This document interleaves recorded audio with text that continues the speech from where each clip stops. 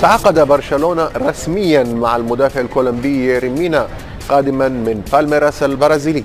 النادي الكتالوني وفي بيان رسمي أعلن توصله لاتفاق مع بالميراس لشراء ياري مقابل ما يقارب 12 مليون يورو في عقد يمتد ل5 سنوات ونصف وبشرط جزائي سيصل إلى 100 مليون يورو.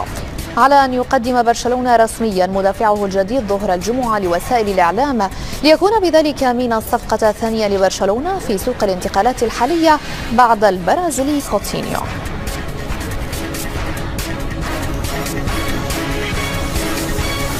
بالشرط الواحدة متواصل.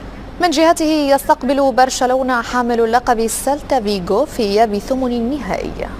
الفريق الكتالوني وبعدما عاد بالتعادل من ملعب سيلتا فيغو في مواجهة الذهاب يريد أن يحقق نتيجة تؤهله إلى ربع النهائي لمواصلة حملة الدفاع عن لقبه رغم صعوبة المهمة أمام خصم عنيد سبق له أن فرض التعادل على زملاء ميسي بميدانهم وأمام جماهيرهم في الدوري.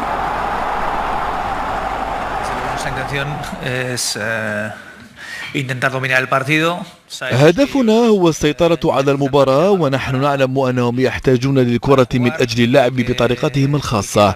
إنهم فريق يريد دائما الحفاظ على الكرة وأنا أعلم جيدا أنهم سيبذلون قصارى جهدهم من أجل منعنا من اللعب بطريقتنا كما أنهم لن يتركوا لنا المساحات في محاولة للضغط علينا كما حدث في مباراة الذهاب.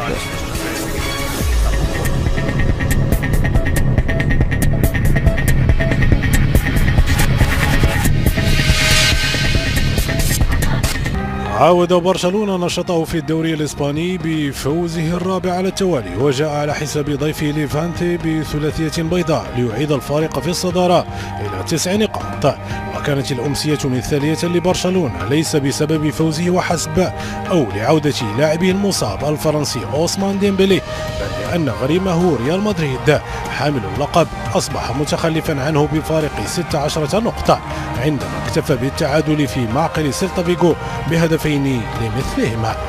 برشلونة حافظ على سجله الخالي من الهزائم في 27 مباراة خاضها هذا الموسم على الصعيدين المحلي والقاري رافعا رصيده إلى 48 نقطة في الصدارة بفارق 9 نقاط عن ملاحق أتلتيكو مدريد الذي فاز على خطافه بهدفين دون رد أحدهما بتوقيع نجمه العائد دييغو كوستا والذي نال البطاقة الحمراء أيضا لتكون أول مرة يسجل فيها كوستا ويطرد في مباراة واحدة في الدوري الإسباني.